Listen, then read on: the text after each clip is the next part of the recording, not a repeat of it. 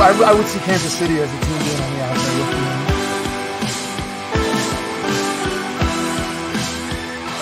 That's spicy.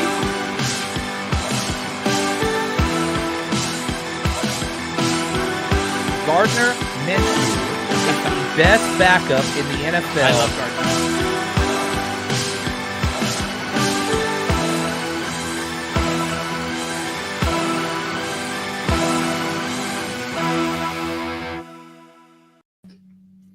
Welcome to 30 Minutes of Football with Legit Football. I am your host, Brian McFadden. As always, we're going to just jump right into the NFL talk. That's why you guys are here. Our guest this week, very excited to bring on Sam Factor, who's one of the co-founders of WalterPicks, which is a machine learning AI Skynet Terminator type thing that will help you predict what fantasy football results. This guy knows the future. This guy's got the technology. We will get to that. But Sam, welcome to the show. How you doing? Thanks for having me, Brian. Very excited to be here. Always excited to talk some football. We have some rookies reporting to training camp today. It's happening, man. We're a couple weeks away from the first preseason football game, so I'm pumped, man. It always feels like, because we do so much at Legit Football to cover year round, so we've finding these headlines, and it's like when training camp actually happens, it's like, oh wait, football. Like, we actually report on football. It's not just the news story. So I know I'm thrilled. Some more rookies reported today. Veterans start reporting next week. And before you know it, like you said, the preseason will be here and week one in less than 2 months. So you know the format. We're going to take turns asking each other questions. We haven't shared those questions with each other ahead of time. We will be on a 30-minute timer. We'll have a quick break at halftime. Are you ready to get this party started? Yeah, can I kick us off? Because I got a question I'm dying to ask you. Of course. The guest automatically wins the coin toss. We don't actually do a coin toss. You have won the coin toss. 30 minutes of football starts now. You may kick off, Sam. Awesome, man. My questions will be mostly fantasy football related because that is what I am most interested in. I got a lot of money online in fantasy every year.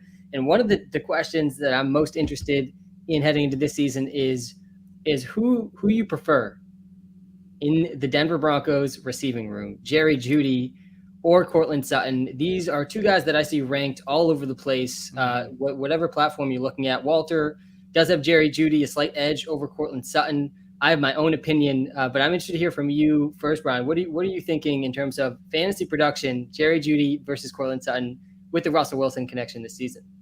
That's a great question. I actually asked a different version of this question on last Friday's episode. We had Colin Cronin, who is of the Irish NFL show and just happens to be a Broncos fan, and I had to ask him, like, who's wide receiver one? And he went with Jeudy, and I'm tending to lean the same way. I love Sutton. I'm not crazy about his injury history. I love his talent, but I just think Jeudy has not been in a situation to realize all that route running ability yet. I think everybody was so high on him. He's one of the best route runners to come along in the last 15, 20 years, straight out of college, straight out of Alabama. And he's shown that in the NFL. He had a little bit of issues with drops in his first season, was a little bit injured last year, but I think this is the year you have just a gigantic jump in upgrade with future Hall of Famer Russell Wilson at quarterback. And I think he's going to throw to the guy who's getting open. And of all those current playmakers, and there are a lot on Denver, I think Judy's the one. I think he's going to see the most targets, especially if you're looking at PPR format. I think that's a no-brainer. Sutton might have more big play ability if he can come back healthy. Certainly he's got the body size that kind of compares more to a DK Metcalf. But Tyler Lockett is more like Jeudy, but Jeudy I think is a better route runner. So I don't think it's a slam dunk. I think the way that WalterPicks is predicted is accurate. It is a slight edge to Jeudy. I will say in my redraft leagues, I'm going to be drafting Jeudy ahead of Sutton, but we're talking maybe a round difference. We're not talking a huge night and day. I like Albert O, if we're kind of staying in the Broncos pass catching. I like him as a sleeper. We actually drafted him. I mentioned last week, in one of my dynasty leagues, we are doing a crowdsourced draft in a Scott Fishbowl league. So we got one entry, and there's like 8 of us from the dynasty who are crowdsourcing every single pick. And our tight end one is Alberto. Not even going to attempt to pronounce his last name, but I think we got him in like the 9th round, and it was one of those things where unless you get really the top tier tight ends, there wasn't a lot of benefit to drafting tight ends. So I was adamant, like, hey, at this point, let's get Alberto. He's got great athletic ability. Fant is now in Seattle. with Jimmy Graham, we've seen some success with Russell Wilson passing to the tight end position. What are your thoughts just on this kind of same topic? Do you like Albert O's? What is WalterPicks telling us about Albert's proposition this year? Yeah, we're actually extremely high on Albert O, and there's been some recent reports about I don't know if I'm pronouncing this right, the rookie Greg Dulcich, who they took in the 3rd round. I'm not really worried about him at all. I hope those reports keep coming, so his average draft position continues to go down. Rookie tight ends almost never have year 1 production. Obviously, Russell Wilson, I think, can change that. And to me, that's the big piece of all of the Denver Broncos. I actually don't think there's a wrong answer. I would draft Cortland Sutton and Jerry Jeudy. Russell Wilson is going to elevate these guys, I think, more than people are realizing. He's had over a 6% touchdown rate for 6 consecutive seasons, which is absolutely unheard of. The average in the league is closer to 3%. So he's been about double league average in touchdown efficiency for 6 straight years on a run-first offense. So I'm really bullish on the entire Denver Broncos offense. I do have Jerry Jeudy slightly ahead of Cortland Sutton in my personal rankings as well. But on Underdog, in the drafts that are happening over there for best ball drafts, Sutton's actually going 5 receivers ahead of Jerry Jeudy, about half a round, though. They're very close. I've seen both get drafted before the other. And I think people are expecting Sutton to score more touchdowns. I don't think that's necessarily going to be the case. Jeudy led the league in target separation last season. He was number 1 in the league. The talent, like you said, with the route running, it's there. And he was 65th in target accuracy. Drew Lock just not helping him at all. So I think that's definitely going to flip this season. I'm bullish on all of them. I love Albert O, too. You're getting him right now, too, in like round 10, round 11, very late in fantasy. And even, I mean, KJ Hamler, if you want to take him, just as far as deep play, not a guy, maybe in a best ball league late, like getting a guy like KJ Hamler who's just he's going to get some Russell Wilson deep balls as long as he can stay healthy as that kind of deep threat. Yeah, I could easily see Tim Patrick popping as well. Sure. Yeah, I mean, I'm high on the Broncos in general. I definitely have them as a playoff team. That Broncos team, that whole AFC West is going to be fun to watch. Yeah. So I am going to ask you a question now. Feel free to take a fantasy angle on any of the questions I ask. Davis Mills. So I am really fascinated. We talked off screen about we agree that Mac Jones was the clear best rookie quarterback last year, but number 2, honestly, Davis Mills kind of surprised everybody, playing for a Texans team that's not very good. Better than they had been in previous years, but they got a lot of just kind of league average type players. So I'm on a scale of 1 to 10, how good do you think Mills will be as the Texans starting quarterback? Yeah, I love this. I love this question. I am a bigger Davis Mills fan than I think people generally are. I would probably give him a 5 or a 6. I think he can be an average quarterback in the NFL, which is obviously not the worst thing for a 3rd round pick who's playing on the Texans nonetheless. I think there actually is an argument that he was better than Mac Jones at times last season. He was better. He was the best rookie in terms of deep ball completion percentage. He actually ranked top 5 in the league in terms of his deep ball accuracy, which is pretty amazing considering the weapons that he's been playing with. I'm very bullish on Brandon Cooks because of that this season, who has very little target competition. I think for fantasy too, Nico Collins, one of the deepest wide receiver sleepers on a team that's going to get crushed this season, sort of regardless of how good Davis Mills is, because the defense is still looking pretty atrocious. Likely will be bottom 5 again this year. So yeah, I like Davis Mills. I think he is a starting caliber quarterback in the NFL. I think he's about average, though. I don't think his ceiling is quite as high as Mac Jones, really any of the other first-round QBs taken in the draft last year. But no, I would probably give him a 5 or a 6. That's kind of what I'm thinking, too. And I'm glad you brought up Collins because I have him in one of my dynasty leagues. And obviously, he's on my taxi squad. You know, if you talk about just stashing players away, I'm hoping that Collins is the clear number 2. I like that you mentioned the Texans are going to be playing from behind. They're going to have to air it out. They don't really have much of a running game. They did draft Dameon Pierce, so it'd be interesting to see how he does. I don't see why he wouldn't start taking over as RB1 pretty quickly in that Texans offense. But yeah, ball is now back on your side of the field. You may ask the next question. CMC, is he a guy that you are drafting with one of the first 2 picks in your fantasy drafts? What's your stance on Christian McCaffrey after this Baker Mayfield trade or even before the Mayfield trade? How are you feeling about drafting him in fantasy? Specifically to your question, first or second pick, resounding no. To me, your entire first round, but especially if you're in those top 4 to 5 picks, that has to be a slam dunk pick. And I'm not questioning Christian McCaffrey's talent, but a guy who has played in 3 games over the past 2 seasons, I cannot invest, especially in a snake draft where you're not picking again. If you're in a 12-team league for 20-something picks, that's just too high of a risk with his injury history to put him at that far up the draft board. If I'm getting him somehow towards the end of the first, I will consider it. But in general, I'm probably not even looking at CMC until the second round. And of course, he's not going to be there, which means he's just not a viable option for me. Could I end up sticking my foot in my mouth? Yes, he has the talent to be RB1. He has the talent to be overall fantasy 1. But to me, that has to be as sure a pick as you can get in the first round, and a guy that has just not seen the field. I don't know that adding Baker does a lot, to be honest. I think he helps the Panthers in general. I don't know that he adds a lot from a fantasy perspective. I think with Darnold in there, CMC is going to get 25 touches a game. It really doesn't matter who's playing quarterback. The offense, if they're smart, if Matt Rule wants to keep his job, will revolve around Christian McCaffrey. But to me, it's just all about value. Injury history and uncertainty that far up the draft, that's just too risky for me. I'll throw the same question back to you. How do you feel?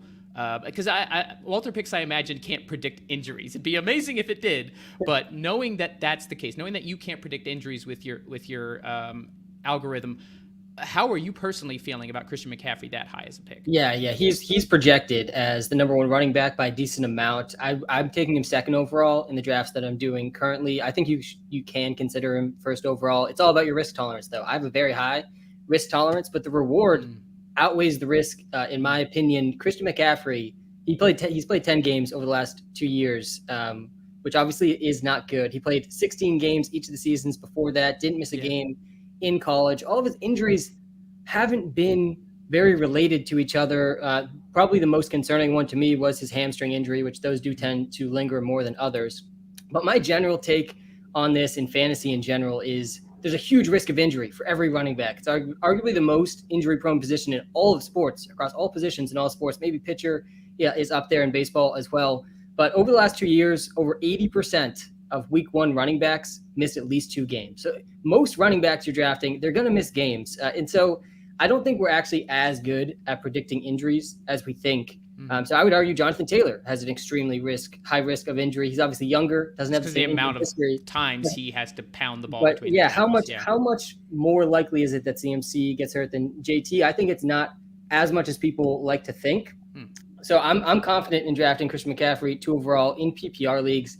He scores differently. He scores points differently than every running back really in the history we've seen in fantasy. Last year, in his 7 games that he played, he averaged over 18 fantasy points per game in PPR leagues, but he only scored 2 touchdowns. He's one of the few guys. He doesn't need to score touchdowns. He can still easily score 20 points every single week. He's actually scored over 20 points in over 80% of his career games, which is absolutely astonishing. The consistency, the upside, I'm willing to take the risk with the second overall pick. I would take JT right now, though, 1 overall in all formats. I'm feeling a little bit better. Maybe my redrafts at this point, I may join some of the leagues. Legit Football, we are actually working on creating a few leagues for our readers, so stay tuned for that. So if I do have first or second, it's not as much of a slam dunk, Sam. You have convinced me. I trust WalterPicks, so it's at least in my consideration. Pick is back, or question is back to me. We got about 3.5 minutes before halftime. This is about a 3.5 minute question. Nice. Leonard Fournette. So the story came out yesterday. We put it in this morning's Legit Football that apparently reports are that he's at 260 pounds. This is a running back. He weighed around 228 last year. He's already disputed that, say he's more at 245. Even if he's at 245, that's a 17-pound increase. So I think my question specifically is this smoke? Is this actually matter? Is this cause for concern, we'll say, for fantasy owners and where they could draft Leonard Fournette? Yeah, I'm not that concerned. It feels like playoff Lenny is in off-season Lenny mode right now, which is to me more funny than concerning. I think there's plenty of time for him to get back in shape this season. And his biggest competition is, in my mind, Rachaad White, who a lot of people are pegging as the number 2 running back already on that team to take the third downs. I loved him coming out of the draft. I really liked where he landed. Obviously, Brady loves throwing to the running backs. He was a 95th percentile receiver in college. I do think he still has a little bit to prove in his rushing ability. Leonard Fournette is going to be the goal line back on what should again be a top 10 offense. And even at 260, if he stays, he's still gonna be able to pound the ball 2 yards ahead. Exactly. So I'm not too concerned about it. I'm most worried, honestly, that he could lose some of the receiving work to Rachaad White.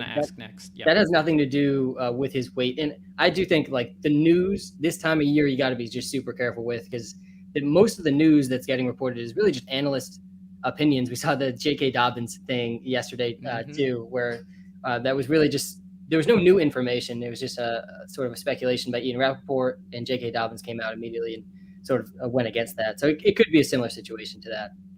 Yeah, I was actually going to ask specifically about Rachaad White with regards to Fournette's draft value, because I think he finished, correct me if I'm wrong, RB7 last year, Fournette did, or somewhere in that range. And a lot of that was due to the fact that he caught a lot more passes than anyone really projected that he would, especially in PPR leagues. How much is the addition of Rachaad White hurting Fournette's value? Yeah, Fournette was actually in PPR leagues. He finished third in fantasy points per game, which is the number I look at closer than total fantasy points. Sure. Because again, I think we're pretty bad at predicting injuries, so I think it's a better number to look at. But yeah, the target, he had the sixth highest target share in the league. I think he was third in the league in receptions. So absolutely is a concern in PPR leagues that Rachaad White can eat into that. But we know Tom Brady's going to target whatever receiver is out there. He's done this throughout his entire career. You go back to like literally his first Super Bowl, and he's just peppering the running back with targets. He's so good at knowing when to do that. So I still think he's going to be a 3-4 target a game type of guy, maybe not 5 to 6 like he was seeing last season. But I think he can make up for it in the touchdown column. He has absolutely no competition for the touchdown carries this year with Ronald Jones gone now. So I'm still confident in him being a top 10 fantasy football running back, as long as he can stay healthy and hopefully lose a little bit more weight. So for these last 20 seconds, I'm just going to ask, what is your prediction for the Bucs as far as how far will they go in the NFC? Yeah, I think they'll be a playoff team. I mean, obviously, somehow Brady finds himself in one of the easiest, if not the easiest, divisions in football. Again, he's just brilliant at doing that. But I think that the Rams will still get the best of them in the NFC. I actually have my Super Bowl prediction as the LA Rams versus the LA Chargers this season. Ooh, that would be fun. Would have been nice last year at SoFi, but still, it'll be a nice pick for there. So we are at halftime. Just a quick reminder for those of you who don't know, if you are not a subscriber for Legit Football, go check it out. 100% free. That's where we're coming from. 5 days a week, 5 minutes a day. Just get caught up on your NFL news. It's great all the time, but it's especially great now because you guys are all doing your fantasy drafts. You're researching for your fantasy drafts. We're giving you the news, and then you decipher it. If you subscribe to Legit Football and go to WalterPicks, between the information that we're giving you, you guys should be knocking out your fantasy drafts. So make sure to go to legitfootball.com, hit join, enter your email address, 100% free. Sam, why don't you go tell everybody about WalterPicks? Yeah, I've been working on the startup WalterPicks for almost 3 years now, which is crazy to say. I've been full-time on it for about a year. What WalterPicks is, it's an iOS and Android app that leverages Walter, a machine learning algorithm I helped build. It's much more extensive than the first version of Walter. But what it does is it gives you the most accurate possible insights into every step that you take in your fantasy league. The draft, we have projected fantasy points per game, custom to your league scoring. We have the ability to sync with your league. So live during your draft, our app will know who's on your team, who's already been selected, what your league settings are, and give you advice based on all of that information.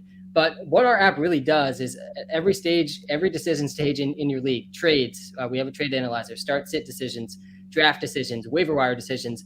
We're just going to present the best possible information, the most predictive information you could possibly need, so you can make your own decision. I actually think making your own decisions is the most fun part of fantasy football. And so we designed our app with that in mind. We want people making their own decisions, but we also want to give people the best possible info so they can make their own best decisions. So definitely check it out. It's completely free to download. Most of the app is completely free. And any of the premium features of the app, like League Sync, comes with a completely free 7-day trial. So you can totally test everything out before being charged. But yeah, really excited for that to continue building. We also have 32 TikTok creators, part of our brand. So follow us on TikTok if you are on there. And I am not just, buttering you up by saying I will be using WalterPicks for upcoming redraft leagues. And as I mentioned, when we do our Legit Football leagues, WalterPicks will absolutely be a part of that, working on some exciting partnerships with them right now. I've given myself the halftime speech. I'm refreshed. Are you ready for the third quarter here? I'm ready to go, man. Great.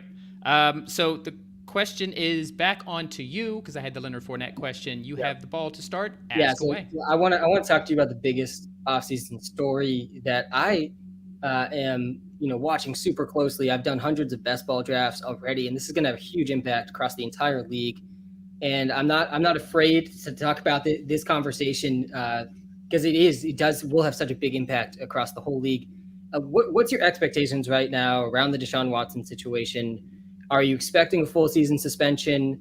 How long do you think this is going to drag out? It feels like to me, people have been saying, oh, next week's the week. It's going to be dropping for about 4 weeks now, at least. So, and I do think in the next 2 weeks, we probably will hear some news about the initial suspension. But how are you feeling about that whole situation right now? Do you think we see Deshaun Watson on the football field this season?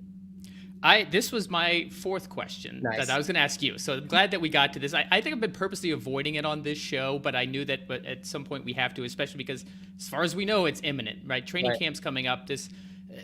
There needs to be a decision made from the special prosecutor and the NFL itself. It's hard to tell. At first it started like, oh, it'll be like 6 to 8 was kind of the consensus. Then all of a sudden, the NFL is seeking a year or indefinite. And now the latest reporting, I think Mike Florio came out with something this morning from Pro Football Talk saying it could be 2 to 8 is what his sources are telling him. So it's hard for me to make a prediction.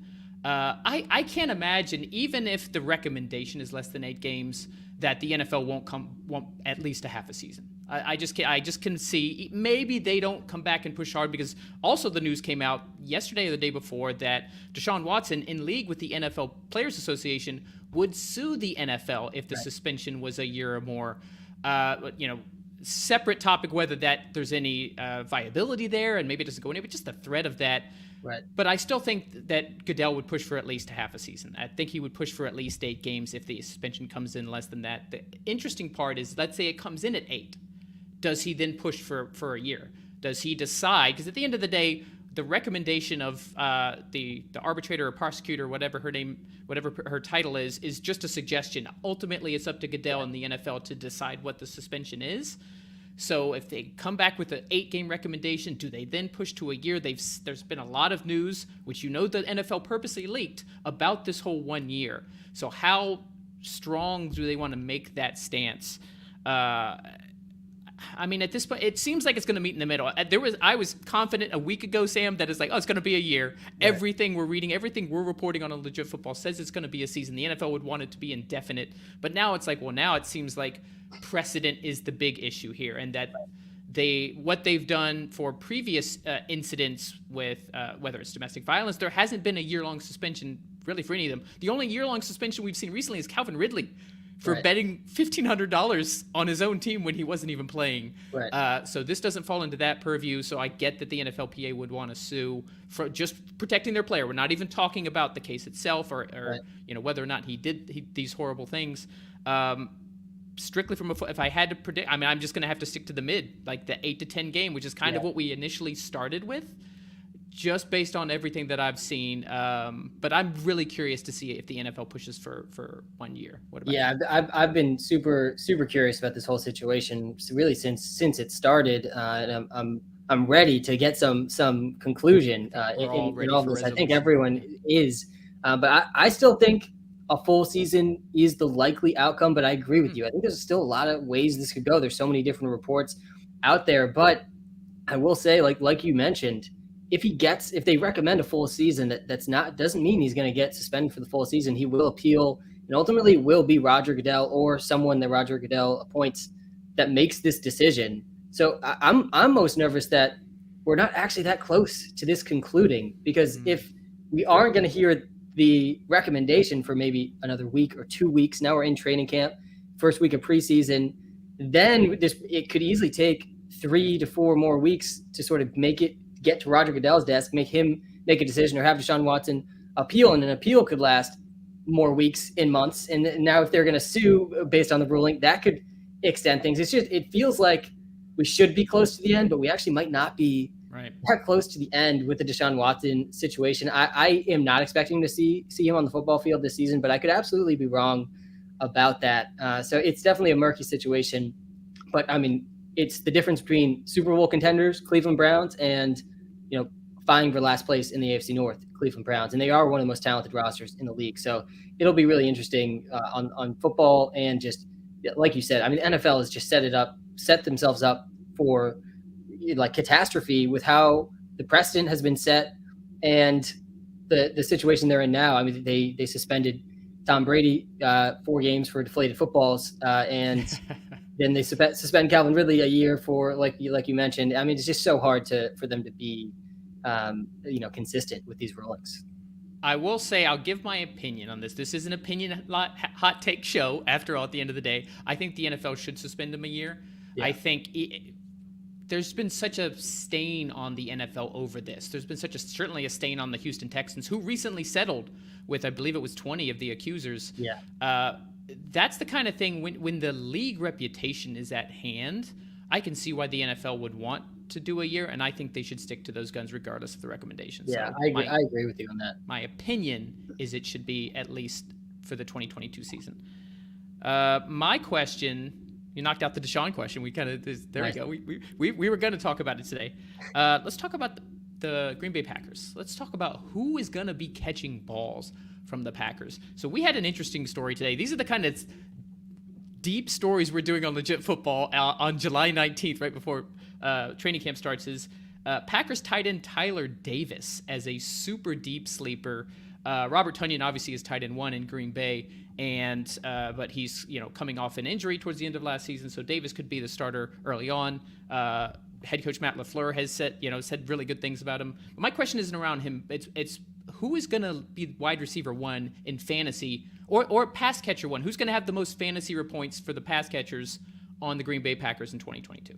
Yeah, I'm super excited for Aaron Jones this season. If you just look at the splits, and it's a pretty small sample size, but when he played without Devontae Adams, he became a much bigger part of the receiving game, close to 5 catches a game, which is more than most receivers will get this season. So I'm super bullish on Aaron Jones. I'm also very bullish on A.J. Dillon. I don't think he'll be as involved in the receiving game, but I mean, he fits the perfect bill of the guy I want to be targeting in fantasy football in the late rounds at running back. He's going in like round 6, 7, or 8, which might seem a little early for a backup running back, but he has standalone value. He will score touchdowns. I think he's a pretty clear path to 10+ touchdowns this season. And then if Aaron Jones suffers an injury, you're going to win your league if you have a healthy A.J. Dillon. I think Dillon will get more carries in general, too. They'll want to split that backfield. I think they're going to want to be run first. LaFleur likes to be run first anyway, and now they don't have the same weapons that they've had without Devontae Adams. But back to your original question with the receivers, I was really excited about the Christian Watson signing. I'm a little surprised there's been not so much hype about him so far, and Aaron Rodgers was actually asked a few weeks ago who the starting receivers were. His response was Allen Lazard, Randall Cobb, Sammy Watkins. And so if that's the case, I think it could be a little while till we see maybe late in the season or maybe next season Christian Watson get a real opportunity to shine, at least in fantasy football terms. But Allen Lazard right now, I think, is the odds-on favorite to lead the team. I think he can do it. Our Packers creator on TikTok is very bullish on Allen Lazard. He already has the connection. He's the really the most reliable receiver out of those 3 that Aaron Rodgers mentioned, Randall Cobb, Allen Lazard, and Sammy Watkins. I think Lazard's the safest and arguably has actually the highest ceiling of the 3. So, yeah, I like him to lead the team, the receivers in fantasy points. But I think Aaron Jones, it has really like top 5 upside in terms of his receiving ability. He could lead all running backs not named Christian McCaffrey in receptions per game this season. My 2 dynasty leagues, I got Aaron Jones in one and A.J. Dillon in the other. Dillon, I traded for last season. Jones, I traded for this offseason. I figure I'm hedging my bets. Either they both have solid seasons or one or the other does. So I'm with you there. Ball is back on your side of the field. Yeah, this one should be relatively quick. This is their actual over-under right now on DraftKings Sportsbook. Will the Seahawks win over or under 5.5 games this season? I'm firm saying under. I did a power ranking show I tend to shout out this podcast every time I'm on, but I love 49ers Rush. I'm a weekly guest on there, and I know some listeners watch and listen to this show. I have them 32nd in my power rankings. We mentioned earlier what was the off-target rate that Jeudy had to deal with Locke as quarterback, and it's between him and Geno Smith. And yeah, you can say, oh, maybe they get Jimmy G. I don't see that happening. I asked John Chapman; he doesn't see the 49ers releasing him. Yeah. So the rest of that roster is just not very good outside of Metcalf and Lockett on the defensive side of the ball. On the offensive line, I like Rashad Penny. He had one of, I think, top 5 running back for the past few weeks of last year. Yeah. Kenneth Walker, lots of promise, but it doesn't matter if you've got crap at quarterback and really not a lot of stars on the defensive side of the ball, especially with Wagner gone now over to LA. Even your captain of the defense and your captain of the offense are both on different teams.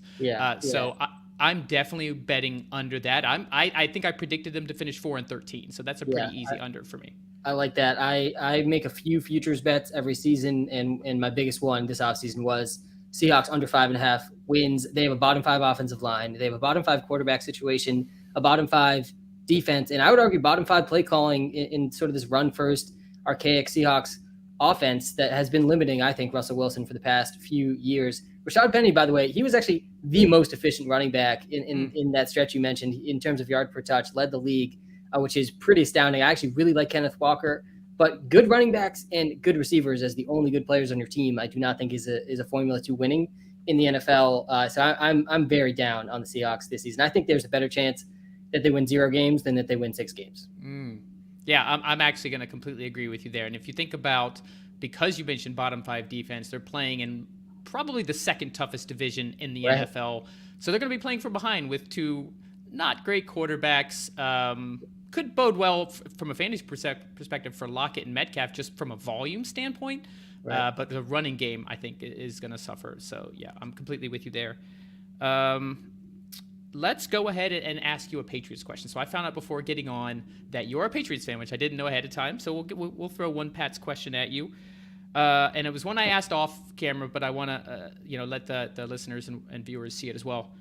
Do your New England Patriots make the playoffs this season? Yeah, so I'm a well-known pessimistic Patriots fan. I don't think they'll make the playoffs this season. I think there's a better chance, said this to you before the stream, I think there's a better chance they come in last in the AFC East than that they make the playoffs, which is the first time I felt this way in my lifetime as a Patriots fan.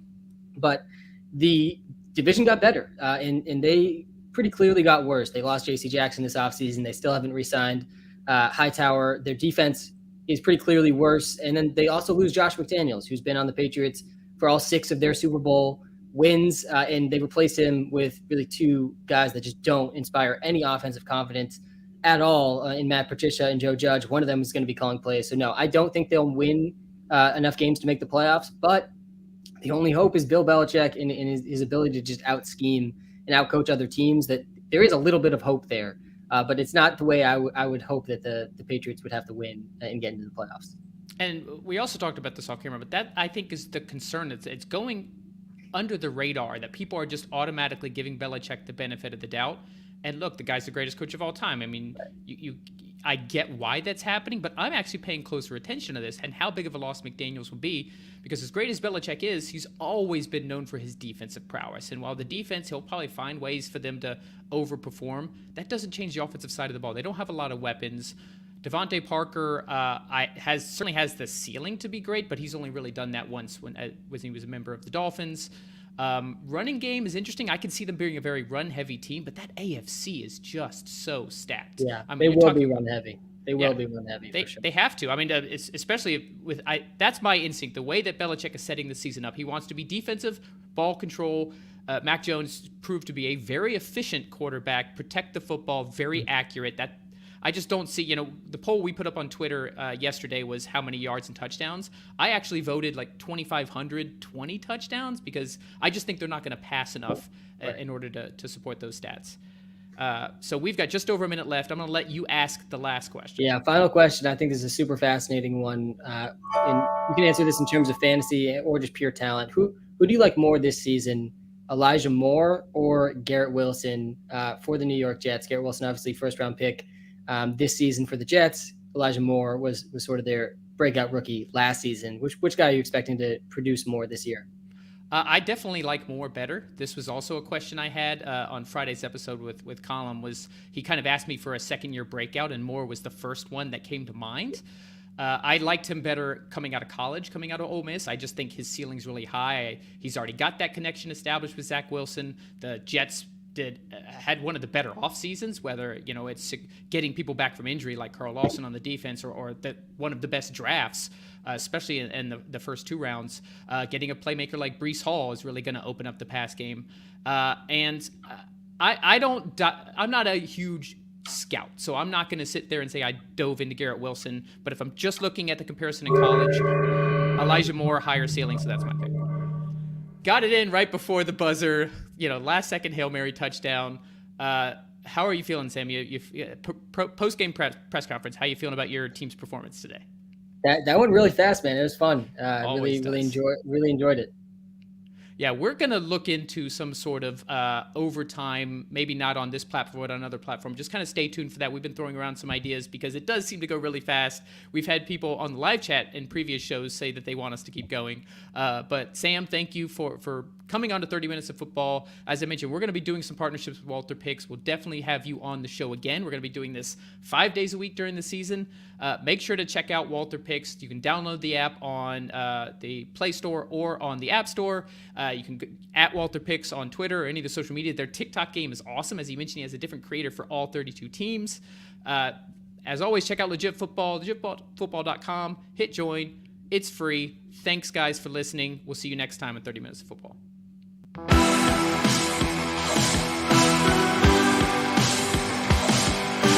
I would see Kansas City as a team being on the outside looking in.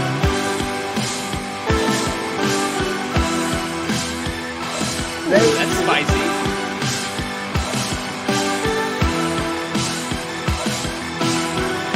Gardner Minshew is the best backup in the NFL. I love Gardner.